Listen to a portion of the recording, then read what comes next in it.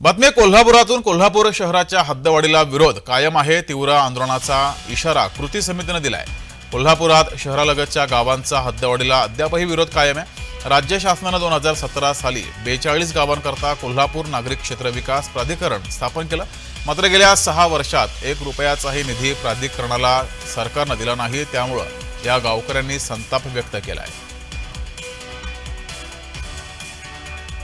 आमचे हद्दवाढ विरोधी भूमिका स्पष्ट करत असताना जवळजवळ 2017 पासून त्यावेळी पण हा मुद्दा उपस्थित झाला की हद्दवाढ व्हायला पाहिजे.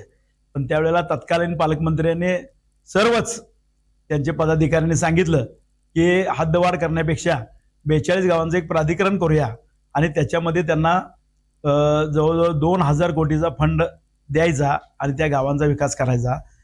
अशा पद्धतीने तो निर्णय झाला. आमच्या सर्वांच्या माहितीनुसार जवळजवळ आजपर्यंत त्या प्राधिकरणाला 1ही रुपया फंडिंग झालेला नाही. त्यामुळे आमच्या सगळ्या गावचा विकास व्हायचा इथं विषय झालेला नाही.